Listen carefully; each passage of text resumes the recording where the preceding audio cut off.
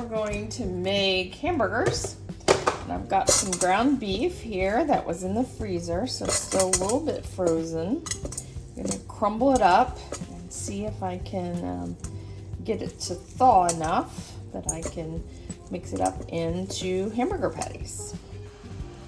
So hamburgers require some sort of breading to keep them together. So I have some bread that I made that didn't turn out too great. I stuck it in the freezer and it's a little bit dry and ready to be used. This is one of my favorite kitchen tools. Just make breadcrumbs. Got my bread in a Ziploc bag, and you can do it with your hands, or you can play with a kitchen hammer. Or I guess it's probably called a mallet, but anyway, it's fun to play with. I've got my ground beef thawed. I'm gonna mix it up with some ground turkey. That just kind of lessens the amount of fat in the burgers. Doesn't really change the taste much. And I also have used quinoa in it to kind of lower the fat, keep the protein. There's several different combinations. You can use any sort of ground meat that you want. I have even used a ground Italian sausage because that adds an interesting depth of flavor. So I'm going to mix this up. I've got crumbled bread, and I'm going to add my spices to that. So for my dry ingredients, I have rosemary, thyme, and you can see these measurements are very exact. I have measurements on the recipe, but this is kind of how you do it. Sage is a little potent, so I don't add probably quite as much as that. And this jar of pre-minced garlic is almost empty, so I'm going to just dump the whole bit in there.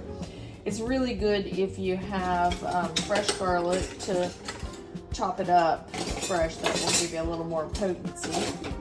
I'm trying to find my tiny little spatula here to get this out. And then I had some fresh onion. Anything you can add in here fresh is going to give it more flavor, of course. My onion over there, pre-chopped. And then I'm gonna just mix that up. Oh, and I almost forgot the salt and pepper.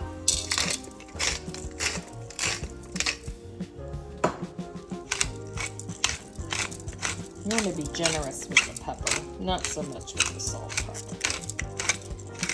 Okay. All right, so it looks fairly evenly mixed, so I'm going to start adding the wet ingredients. 2 eggs, about what you need for this volume. And we like barbecue sauce in here. I've used mustard and ketchup.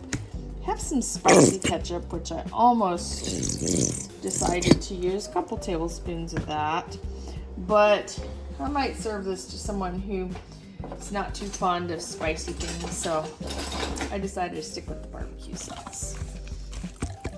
Make sure your eggs get beaten, the yolks get stirred up good. Got that mixed well. All the bread is moistened, so now I'm going to add my ground meat. I have resorted to using a spatula instead of my hand. I'm not a fan of getting my egg all over my hands.